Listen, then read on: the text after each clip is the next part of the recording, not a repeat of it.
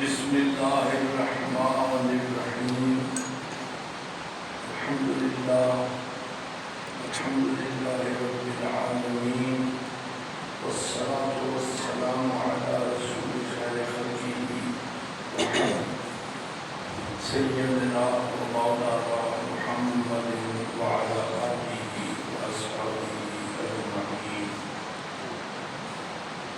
اما بعد فاعوذ باللہ من الشیطان الرجیم بسم اللہ الرحمن الرحیم الا ان اولیاء اللہ لا خوف علیہم ولا هم يحزنون سبحان اللہ الذین آمنوا وكانوا يتقون صدق اللہ مولانا العظیم وبلغنا رسوله النبی الامین الکریم ونحن على ذلك لمن الشاهدين والشاكرين والحمد لله رب العالمين إن الله وملائكته يصلون على النبي يا أيها الذين آمنوا صلوا عليه وسلموا تسليما اللهم صل على سيدنا ومولانا محمد وعلى آل سيدنا ومولانا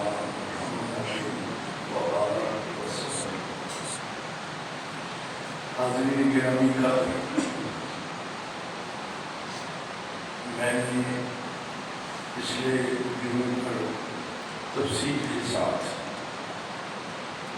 اپنے آپ کو اللہ والوں سے دور کرنے کی بارے میں جو حکم الہی ہے کہ ان کو اپنے سے دور نہ کرو، انہیں ان سے جدا مت ہو، اس کے بارے میں میں نے تفصیل کے ساتھ بات کی. اور آج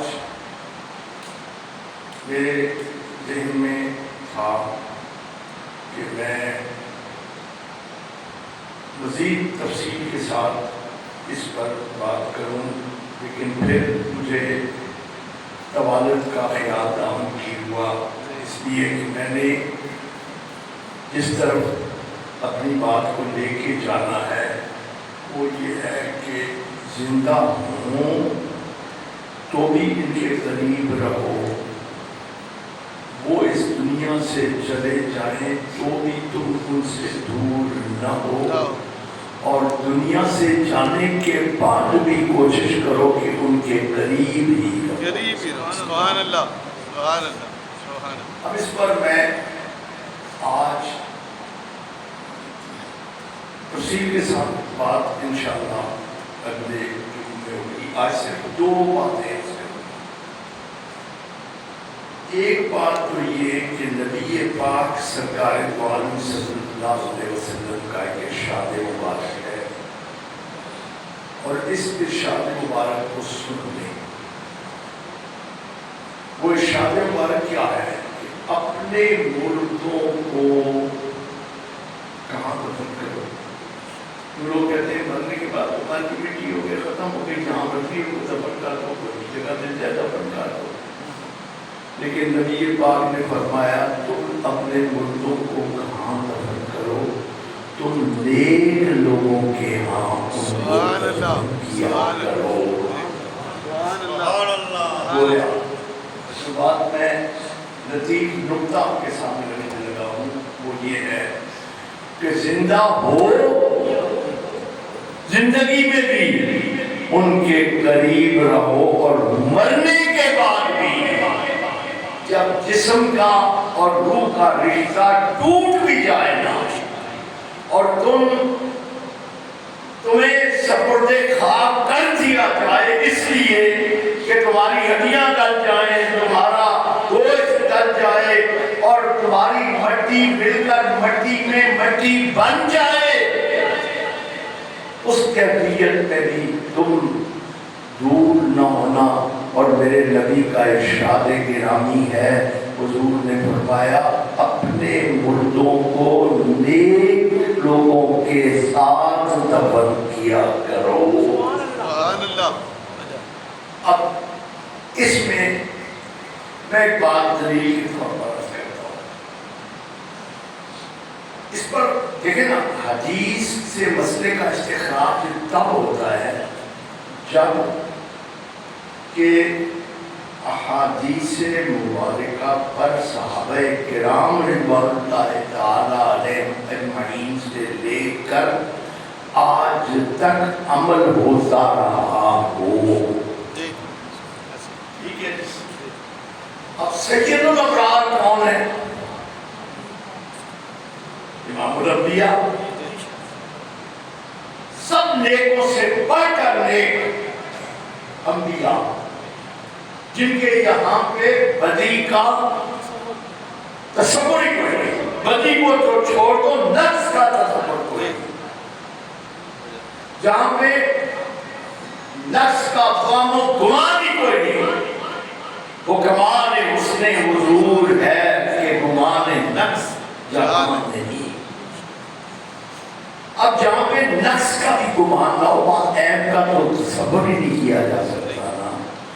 لیکن وہ کیسا نیک ہستی جس کے اندر وہ تمام چیزیں موجود ہیں جو بشریت کے تقاضے کے تحت ہر انسان کے اندر ہیں، لیکن وہ سب کچھ ہونے کے باوجود وہ گناہ نہیں کرتا، معصوم عن الخطا ہے. تو مجھے کہنے دو اس سے بڑھ کر نیک کون ہوگا؟ یہ عام سمجھنے کی بات ہے، عام فہم سی بات ہے. اس پہ کوئی اتنی بڑی کوئی رابط سائنس ہے ہی نہیں. اچھا، اب جو نیکوں کا سردار ہے سید الابرار، اس کے قریب دفن ہونا یہ کیسا ہے؟ اب اگر کسی کے قرب میں دفن ہونے کی کوئی بات نہ ہو، آج ہم شیخین کی افضلیت کی بات میں ایک بنیاد یہ بھی بتاتے ہیں کہ شیخین کو جو فضیلت اعلیٰ و عرفہ حاصل ہے، جو ان کی افضلیت کی بنیاد ہے، وہ کیا ہے کہ وہ روز محشر تک میرے مصطفیٰ کے قریب مدفون ہوں گے ہیں. اب جس کو یہ قرب ملا، پتا چلا یہ قرب بڑے مرتبے کی چیز ہے. اگر نہ ہوتا تو صدیق یہ مطالبہ نہ کرتے.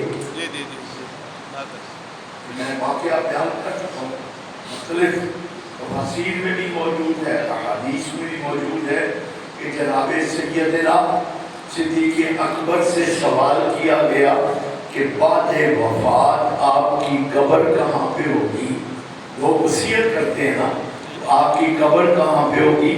تو جو وصیت کے مطابق حضور نے جو وصیت فرمائی وہ بڑی عجیب تھی کہ مجھے دفنا کر، غسل دے کر، میری میت لا کے حجرے مصطفیٰ کے سامنے رکھ دینا اور سوال کرنا، حضور غلام حاضر ہے، اگر دروازہ کھل جائے تو اندر دفن کر دینا، نہ کھلے تو بقیع میں دفن کر دینا. سبحان اللہ. یہ بات ہے نا. دروازہ کھلا، حکم ہوا کہ یار کو یار سے ملا دو.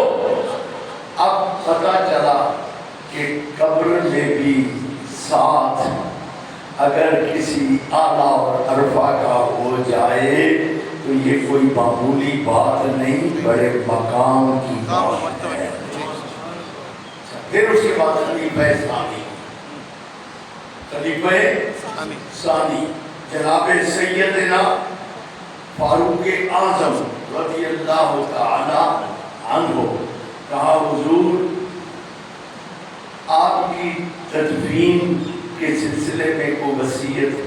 کہا جناب ام المومنین سیدہ عائشہ صدیقہ کی بارگاہ میں عرض کرنا، اگر اجازت دے دیں تو مجھے بھی میرے آقا کے ساتھ ہی دفنا دینا.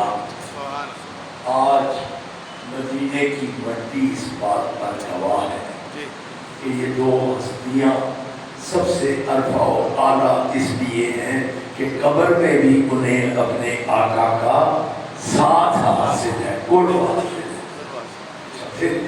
بات تو ہو گئی نبی پاک کے قرب کی۔ اب آئیے کہ نبی کے بعد اعلیٰ اور عرفہ مقام کے حامل کون لوگ ہیں؟ میرے محبوب کے پاک صحابہ۔ اب لوگ کہاں دفن ہونا پسند کرتے ہیں؟ لوگ مدینے میں اس قبرستان میں دفن ہونا پسند کرتے ہیں جہاں جناب عثمان ذی النورین کی قبر ہے۔ اس قبرستان میں دفن ہونا پسند کرتے ہیں جناب جہاں پہ امام حسن مجتبیٰ کی قبر ہے۔ اس قبرستان میں دفن ہونا پسند کرتے ہیں، اپنے لیے اعزاز سمجھتے ہیں جہاں جناب سیدۃ النساء فاطمہ الزہرا کا مزار اقدس ہے۔ اس قبرستان میں پسند کرتے ہیں اپنے آپ کو مٹی میں مٹی بن کر مل جانا جہاں امہات المومنین کی پاک قبریں ہیں، اور جنت البقیع کی تدفین اپنے لیے اعزاز کیوں سمجھتے ہیں؟ اس لیے کہ میرے مولا میرے آقا محمد رسول اللہ کا فرمان ہے کہ اپنے مردوں کو نیک لوگوں کے قبرستان میں دفن کیا کرو۔ اس پر میں لمبی بات نہیں کرتا، آگے چلتا۔ اگلا مرحلہ قرب اس جہان میں بھی اور اس جہان میں بھی۔ اب جو بات ایک سننے والی اور سمجھنے والی ہے، جس کے بارے میں اپنی بات نہیں کرتا، اس لیے کہ اگر میں اپنی بات کروں گا تو ممکن ہے کوئی بندہ کہہ دے کہ یار تم یہ کیا بات کرتے ہو۔ اب لوگ جہاں پہ ہمیں کچھ جاتے ہیں نا، جیسے میں نے پچھلی مرشدی کی محفل میں بھی اور اس کے بعد میں نے عرض کیا تھا کہ جس کا شان نزول تو چند صحابہ کے بارے میں، اور آپ اس کو لے کے جا رہے ہیں سارے مردوں کی طرف۔ ایک اعتراض بنتا ہے، کرتے ہیں لوگ کرنے والے، کہ یہ اعتراض تو تھا کہ صحابہ کرام میں کچھ غریب اور مساکین اور غلام لوگ جو آزاد ہو گئے تھے، لیکن تھے تو غلاموں میں جن کے ہاں کپڑا اچھا نہیں تھا، جو پہنتے اچھا نہیں تھے، جو کھاتے اچھا نہیں تھے، جن کا کی معاش کمزور تھی، جن کی سماجی حیثیت کمزور تھی، وہ نبی پاک کے پاس بیٹھتے اور جو بڑے بڑے لوگ ساتھ تھے، عرب کے سردار تھے، وہ اپنے لیے اس چیز کو کم تر تصور کرتے ہوئے نبی سے کہتے، عرض کرتے کہ حضور جب ہم آئیں تو انہیں اٹھا دیا کریں، ہم آئیں تو انہیں اٹھا دیا کریں، انہیں پیچھے بھیج دیا کریں، اس لیے کہ ہم ان کے ساتھ بیٹھے ہوئے اچھے نہیں لگتے۔ تو نبی پاک کو اللہ نے حکم دیا ان کو نہ ہٹانا، وَتَذَرُهُمْ فَتَكُونَ مِنَ الظَّالِمِينَ، اگر ان کو ہٹایا تو حد سے بڑھ جانے والے ہو جاؤ گے۔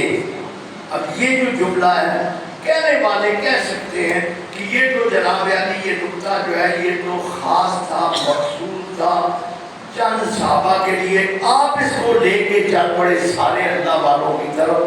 اس پر جو میں دلیل عرض کرنا چاہتا ہوں وہ میں عرض کر دوں۔ فرماتے ہیں حضرت، یہ قرآن پاک کی میں آیت ایک دفعہ پوری پڑھ کے اس کا ترجمہ بھی آپ کے سامنے بیان کر دوں تاکہ بات میری واضح ہو جائے۔ فرمایا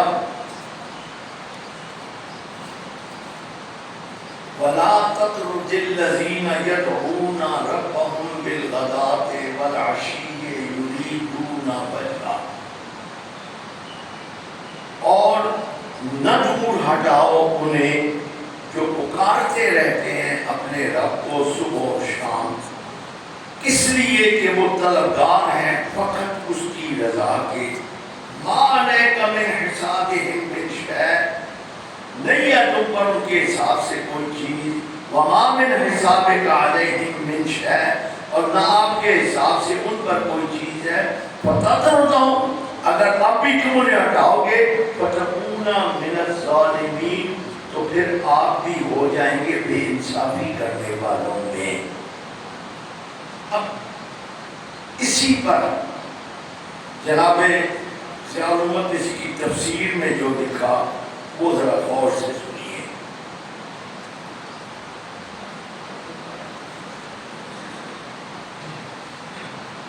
بلال،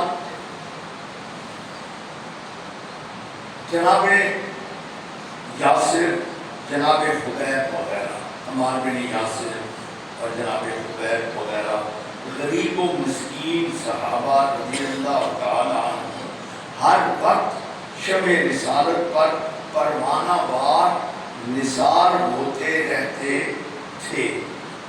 کفار جو نسلی برتری کے قائل تھے، انہیں ہرگز یہ گوارا نہ تھا کہ وہ ان غریبوں کے پاس بیٹھیں۔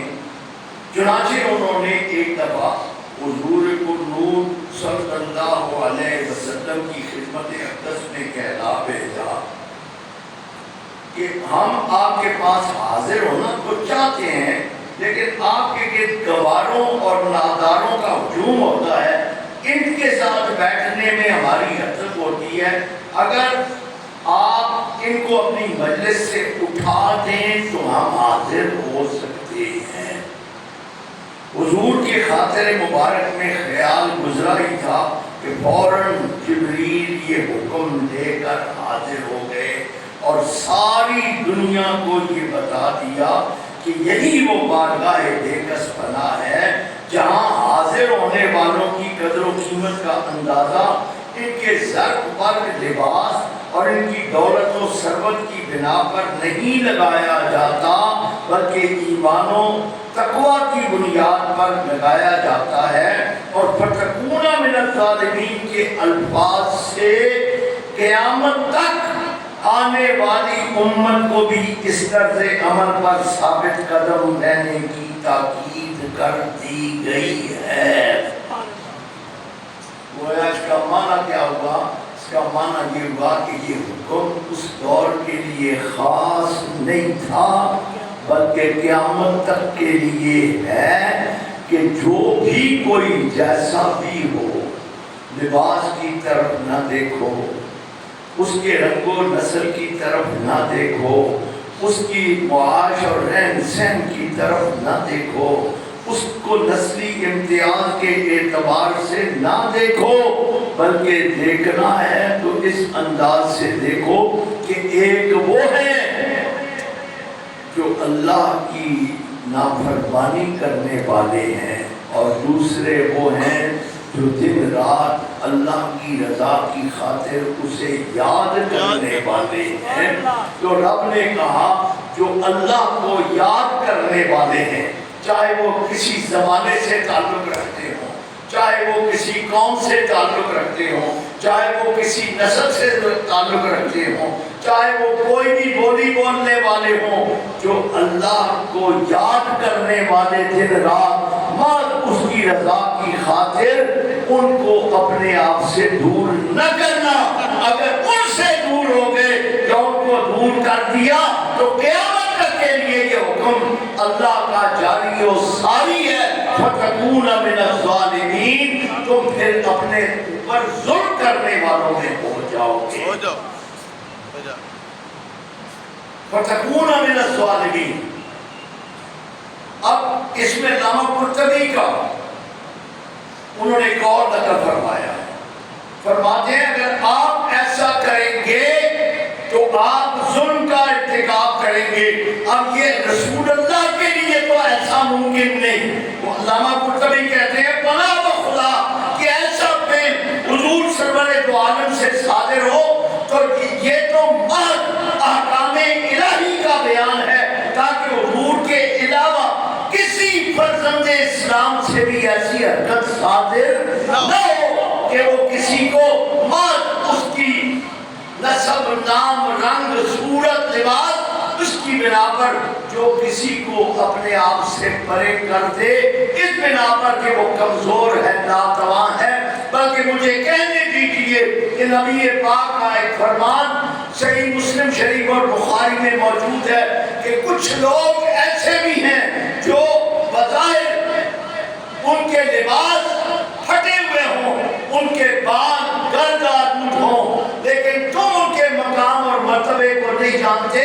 وہ جس بات پر بھی اللہ کی اگر قسم اٹھا دیں تو اللہ ان کی قسم کو پورا کرتا ہے۔ یہ مقام کس کا ہے؟ یہ ان کا مقام ہے جو اللہ کو یاد کرنے والے ہیں۔ اچھا، اب آگے بڑھتے ہیں، اس پر بات کافی ہو گئی، اب آگے بڑھتے ہیں کہ یہ جو لوگ ہیں ان لوگوں سے عوام الناس کو کیا فائدہ ہوتا ہے؟ یہ جو اللہ والے ہیں ان سے عوام الناس کو کیا فائدہ ہوتا ہے؟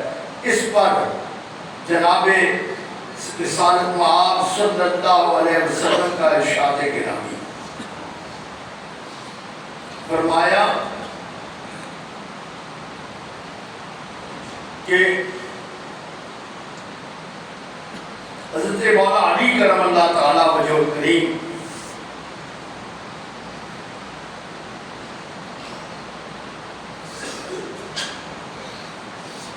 سے کسی نے کہا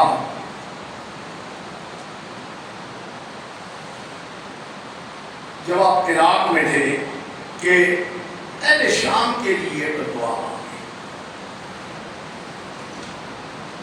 اور انہیں برا بھلا کہیں بڑے غلط ہو گیا، انہوں نے کہا نہیں، مولا علی سے کہا اہل شام کے لیے، ذرا اس بات میں غور کرنا کہ کیوں کہا اہل شام کے رویے اور اہل شام کے حضرت مولا علی سے دشمنی یہ چھپی ہوئی نہیں، واضح تھی، ٹھیک ہے، اور وہ یہ کام کرتے تھے، حضرت علی کو برا بھلا کہتے تھے اہل شام۔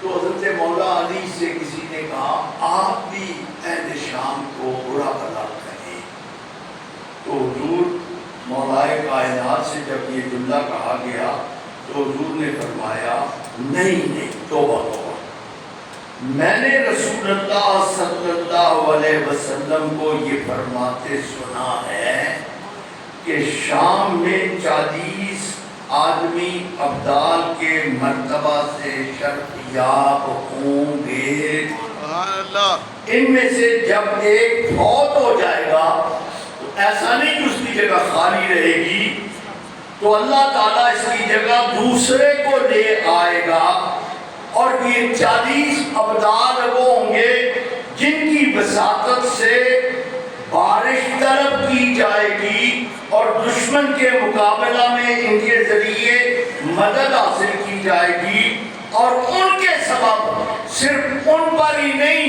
پورے اہل شام سے عذاب ٹل جائیں گے۔ سبحان اللہ، سبحان اللہ، سبحان اللہ۔ اب یہ کون لوگ ہیں؟ یہ نبی نہیں، نبی نہیں، یہ نبی نہیں، یہ کون ہے؟ یہ وہ ہیں جو اللہ کا ذکر کرنے والے اللہ کے ولی ہیں، اور ان اللہ کے ولیوں نے جب اللہ کے ذکر میں اپنی زندگیاں گزاری تو ان کو یہ مقام حاصل ہو گیا کہ ان کے سبب سے لوگوں کی حاجتیں پوری ہوتی، ان کے سبب سے بارشیں ہوتی، ان کے سبب سے اب میں ایک دفعہ پھر امام احمد بن حنبل کی یہ جو روایت ہے اور جس کو طبرانی نے بھی معجم الکبیر میں نقل کیا ہے وہ میں پھر دوبارہ پڑھتا ہوں۔ شام میں ہمیشہ 40 ابدال موجود رہیں گے، اور یہ سلسلہ قیامت تک جاری رہے گا۔ ان میں سے جب کوئی مرتا ہے تو اللہ تعالیٰ اس کی جگہ کسی دوسرے کو ابدال بنا دیتا ہے۔ اس کی وجہ سے اب یہ اللہ کے محبوب کا ارشاد ہے، ان کی وجہ سے کیا ہے؟ اہل شام بارش سے سیراب کیے جاتے ہیں۔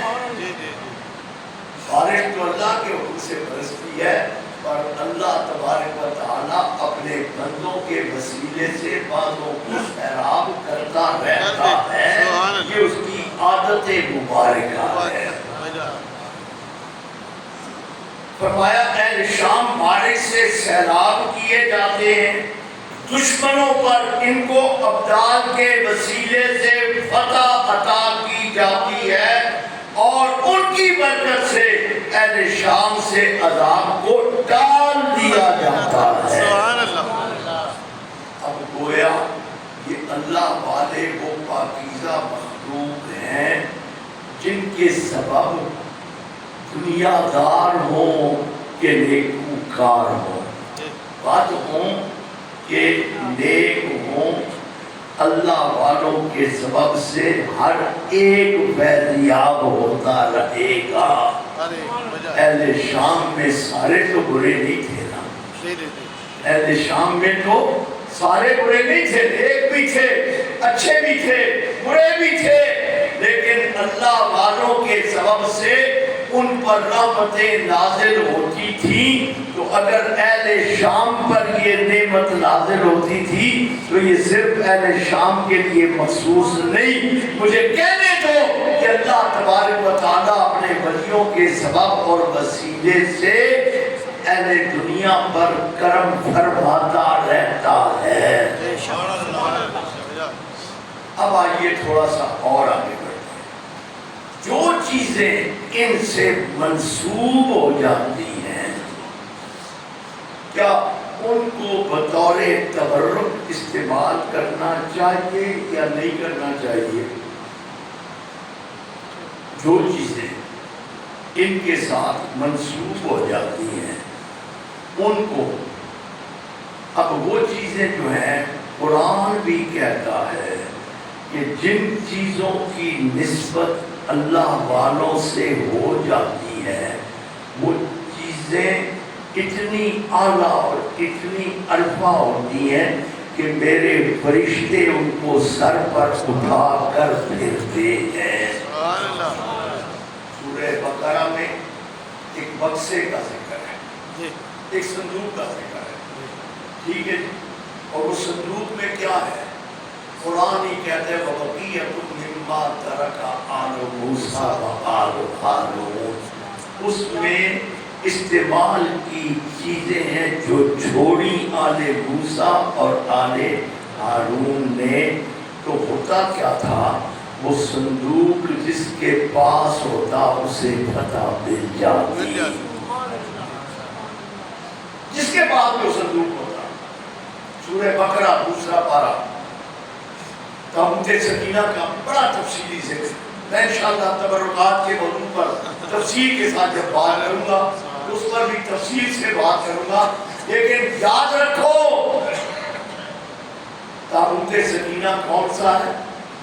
کہ اللہ تبارک و تعالیٰ قرآن میں فرماتا ہے اسے ملائکہ اٹھا کر سبحان اللہ، سبحان اللہ۔ جو چیزیں اللہ والوں کے ساتھ منسوب ہو جاتی ہیں نا وہ متبرک ہو جاتی ہیں اور ان سے فیض ملتا ہے۔ وہ فیض چاہے جنگ میں فتح کی شکل میں ہو یا بیماری میں شفا کی شکل میں۔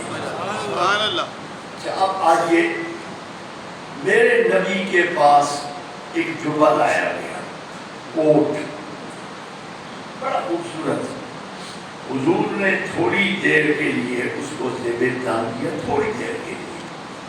اب اس میں ریشم کی ڈوریاں تھیں تو آپ نے وہ اتار دیا، تھوڑی دیر کے لیے آپ نے اس کو اپنے جسم پر زیب دان فرمایا اور اتار دیا۔ اب جب اتار دیا تو اتار کے وہ حضرت ابوبکر کی دوسری صاحبزادی جو میرے نبی کی سالی صاحبہ تھی، حضرت اسماء بنت ابوبکر، ان کو عطا کر دیا۔ اب ان کے پاس پڑا ہوا تھا اور پھر وہ ان کے خاندان میں رہا۔ اب ہوتا کیا تھا، مدینے میں جب کوئی نبی پاک کے وصال کے بعد بھی بیمار ہو جاتا تو لوگ پانی پیالے میں ڈال کر کے حضرت اسماء بنت ابوبکر کی بارگاہ میں بھیج دے، وہ اس چغے کا ایک کونا پانی میں ڈبو کر پانی واپس کرتی، جو وہ پانی پی لیتا شفا یاب ہو۔ سبحان اللہ، سبحان اللہ۔ اب جو بندے کہتے ہیں نا یہ تبرکات میں کیا رکھا ہوا ہے، ان میں کیا رکھا ہوا ہے؟ یار ان میں بہت کچھ رکھا ہوا ہے. چشمے اور کو کیا آئے نظر، کیا سبحان اللہ. آنکھ والے تیرے جوبن کا تماشا دیکھیں اور دیجئے کور کو کیا آئے. میں ایک اندھا ہوں، مجھے کیا نظر آتا ہے. دیجئے کور کو کیا آئے نظر، کیا دیکھیں. تو پہلی بات تو یہ. اب آئیے ایک بات اور کر کے اپنی بات کو ختم کرنا، اور انشاءاللہ کل پھر تفصیل اگلے جمعے پر تفصیل سے اس موضوع کو آگے چلائیں گے. آج میں نے چند باتیں اضافی کرنی تھی جو پچھلے جمعے پر رہ گئی تھی، صرف میں نے ان کو آپ کے سامنے رکھا. اب تیسری بات عرض کر کے کہ یہ اللہ والے جو ہیں، جو اللہ کو دن رات یاد کرتے ہیں، جن کے بارے میں حکم آیا ہے کہ وہ خدا کے لیے یدعون ربهم بالغداۃ والعشی یریدون وجہہ، اللہ کے لیے جو یاد کرتے ہیں اس کو دن رات. ان کا عالم کیا ہوتا ہے؟ یہ حدیث میں پہلے بیان کر چکا ہوں، لیکن پہلے میں نے پوری حدیث بیان نہیں کی تھی. آج اس حدیث کا وہ حصہ بھی بیان کرنے لگا ہوں جو پہلی دفعہ میں نے بیان نہیں کیا تھا. حضرت حارث نام کے صحابی حضور کی بارگاہ میں تشریف لائے. حضور نے فرمایا حارث، جیسے پوچھا جاتا ہے عام طور پہ شفقت اور محبت کے ساتھ، کیا حال ہے یار، کیسے رات گزری، ہم کہتے ہیں نا، تو اس کا ایک انداز یہ بھی ہے کہ کیسی صبح ہوئی، کیسی صبح ہوئی. رات گزرنے کا مطلب یہ ہے نا کہ کیسی صبح ہوئی. تو وہی جملہ میرے نبی نے کہا کہ حارث تم نے آج صبح کیسے کی. تو حضرت حارث نے کہا میں نے ایمان کی تکمیل کے ساتھ، مکمل ایمان کے ساتھ یا رسول اللہ تو بات کی ہے. سبحان اللہ. حضور نے کہا اے حارث، اے حارث، تم نے جو جملہ کہا کس بنیاد پر کہا، کیا چیز ہے جس کی بنا پر تم کہتے ہو کہ ایمان کی تکمیل کے ساتھ. تو اس پر حضرت حارث نے جو جملہ ارشاد فرمایا وہ بڑا عجیب و غریب ہے. اس پر ذرا سنیے تو پھر آپ کو اندازہ ہوگا کہ میرے نبی نے ان لوگوں کی کیا شان بیان کی ہے جو دن رات اللہ کا ذکر کرتے ہیں. آپ ضرور شریف پڑھیں، میں حدیث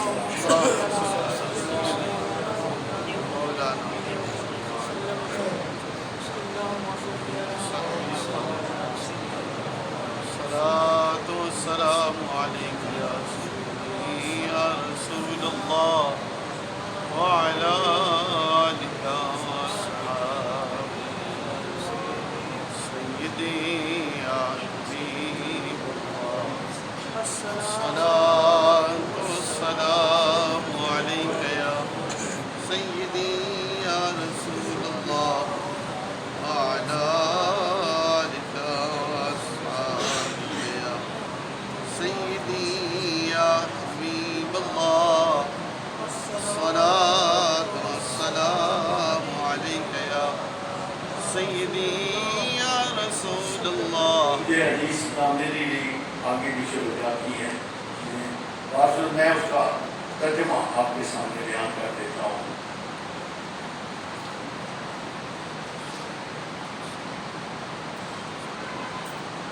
انہوں نے ان سے پوچھا کہ تم نے کیسے ایمان کے ساتھ وہ کی. تو حضرت حارث نے کہا کہ یا رسول اللہ، میں ساری رات اللہ تبارک و تعالیٰ کی یاد میں جاگ کر گزارتا، میرا پہلو بستر کے ساتھ نہیں لگتا.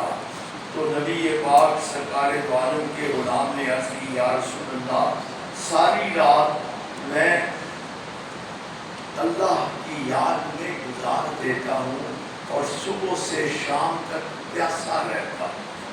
اب اس پیاسا رہنے کا ایک معنی تو یہ بھی بنتا ہے نا کہ میں روزے میں رہتا ہوں، لیکن محدثین نے اس کا معنی یہ کیا کہ دن بھر مجھے یہی پیاس رہتی ہے کہ کب رات ہو اور پھر میں اللہ کی بارگاہ میں حاضر ہو جاؤں اور اپنے اللہ کے ساتھ میری باتیں ہوں اور وہ ذکر ہوتا رہے اور میں باتیں کرتا رہوں اور رات میری اس حال میں گزر جاتی ہے گویا اللہ کا ذکر کرتے کرتے میری رات بھی گزرتی ہے، میرا دن بھی گزرتا ہے۔ اس بنا پر میں کہتا ہوں میں مکمل ایمان کے ساتھ میں نے صبح کی اور عرض کی یا رسول اللہ یہاں آپ کے قدموں میں کھڑے ہو کر عرش اعلیٰ میرے سامنے ہے، سبحان اللہ، گویا کہ میں عرش اعلیٰ کو دیکھ رہا ہوں، دیکھ رہا ہوں اور صرف عرش کو نہیں دیکھ رہا، جنت میں لوگوں کے وہ ایک دوسرے سے گلے ملتے ہوئے خوش ہوتے بھی دیکھ رہا۔ سبحان اللہ، سبحان اللہ، اب جنت میں جنتی کب جائیں گے؟ جی جنت میں جنتی کب جائیں گے؟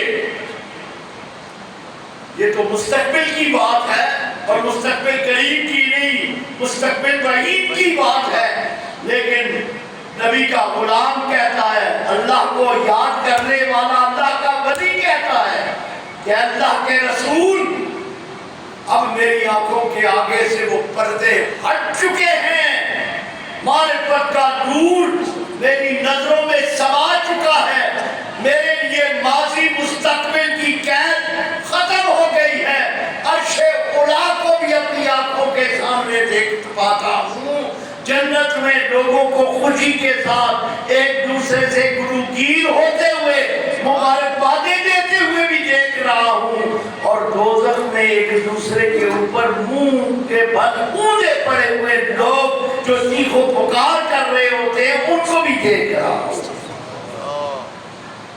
یہ مقام کس کا ہے؟ یہ اس بندے کا مقام ہے جس کے بارے میں کہا گیا یدعون ربہم بالغداۃ والعشی یریدون وجہہ۔ اب میرے آقا نے یہ جواب نہیں دیا کہ کیا کہتے ہو، یہ کیسے ممکن ہے، یہ کیسے ممکن ہے، کیا کہتے ہو، یہ تو ممکن ہی نہیں جو بات تم کر رہے ہو۔ میرے نبی نے یہ نہیں کہا، فرمایا اے حارث تو عارف ہے، سبحان اللہ، تو عارف ہے۔ عارف کون ہوتا ہے؟ جسے معرفت کا نور مل جاتا ہے، یہ وہ نور ہے جس کو طریقت میں بلند ترین درجہ کہا جاتا ہے، پہلے شریعت ہے پھر طریقت ہے، اور طریقت کی انتہا کے اوپر معرفت کا نور ملتا ہے، پھر مقام معرفت آتا ہے، اور مقام معرفت تک پہنچنے کے بعد ہی کوئی حقیقت تک پہنچ سکتا ہے، ورنہ پہنچنا ممکن نہیں ہے۔ اب یہ کیا ہے؟ یہ وہ ہے جو اللہ والوں کی شان میرے نبی نے بیان کی، کسی اور نے بیان نہیں کی، میرے نبی نے بیان کی۔ اور آخری بات کر کے اپنی بات کو آج کے لیے ختم کرتا ہوں، یہ ساری باتیں اس لیے ہیں کہ اپنا تعلق ان لوگوں سے جوڑ کے رکھو، توڑنا نہیں۔ جوڑنے کا حکم بھی قرآن میں موجود اور نہ جوڑنے توڑنے سے منع بھی قرآن میں موجود۔ میں دونوں آیات ایک دفعہ پھر تبرکاً پڑھ لیتا ہوں۔ پہلا حکم ہے وَاصْبِرْ نَفْسَكَ مَعَ الَّذِينَ يَدْعُونَ رَبَّهُمْ بِالْغَدَاةِ وَالْعَشِيِّ يُرِيدُونَ وَجْهَهُ، ان سے ان کے پاس سکون کے ساتھ آرام کے ساتھ بیٹھ جاؤ، ٹک کر کے اپنے آپ کو مطمئن کر لو ان کے پاس بیٹھ کر، ان کے پاس یدعون ربہم بالغداۃ والعشی یریدون وجہہ، جو محض اللہ کی رضا کی خاطر دن رات اسے یاد کرنے والے ہیں۔ اور کس حال میں بیٹھو؟ وَلَا تَعْدُ عَيْنَاكَ عَنْهُمْ، اور بیٹھو اس رنگ میں، اس حال میں کہ تمہاری نظریں ان کے چہروں پر ٹکی ہوئی رہی، ان کے چہروں سے اپنی نظریں نہ ہٹاؤ۔ وَلَا تَعْدُ عَيْنَاكَ عَنْهُمْ تُرِيدُ زِينَةَ الْحَيَاةِ الدُّنْيَا، زینت حیات اور دنیا کی طرف دیکھنے کی بجائے ان کی جانب دیکھو، ان کی جانب دیکھو۔ اور پھر کیا حکم دیا؟ وَلَا تَطْرُدِ الَّذِينَ يَدْعُونَ رَبَّهُمْ بِالْغَدَاةِ وَالْعَشِيِّ يُرِيدُونَ وَجْهَهُ. ذکر انہی کا ہے، ذکر انہی کا ہے. دونوں احکام اللہ والوں کے قریب بیٹھنے اور اللہ والوں کو اپنے سے دور نہ کرنے کے یہ حکم بالکل ایک ہی طرف اشارہ کرتے ہیں کہ ان کے قریب بیٹھے رہو، ان سے دور نہ ہو. قریب بیٹھے رہو گے، اطمینان کی دولت ملے گی، اللہ کی نعمتیں ملے گی، اللہ کا فضل ملے گا، اللہ کا کرم ملے گا. اور دور ہٹو گے یا دور ہٹاؤ گے تو کیا ہوگا؟ فَتَطْرُدَهُمْ فَتَكُونَ مِنَ الظَّالِمِينَ. پھر تم اپنے اوپر ظلم کرنے والے ہو جاؤ گے اگر تم ان سے دور ہونے کی کوشش کرو گے. اور فائدے کیا ہیں؟ فائدے یہ ہیں کہ نہ دیکھ ان خاک نشینوں کو یوں حکارت سے، نہ دیکھ ان خاک نشینوں کو یوں حکارت سے کہ انہی کے فیض سے عالم میں سرفراز ہے. یہی وہ لوگ ہیں جن کی وجہ سے آج لوگوں کے چراغ جل رہے ہیں. یہی وہ پاکان امت ہیں جن کے سبب سے بارشیں برستی ہیں، بیماروں کو شفائیں ملتی ہیں، عذاب ٹلتے ہیں، مصیبتیں دور ہوتی ہیں. خدا کی قسم یہ وہ لوگ ہیں کہ اگر کسی بات پر خدا کی قسم اٹھا دیں تو اللہ ان کی قسم کو پورا کر کے رکھتا ہے. اللہ تبارک و تعالی ہمیں ہمیشہ ان کے قدموں میں بیٹھنے کی توفیق عطا فرمائے. وما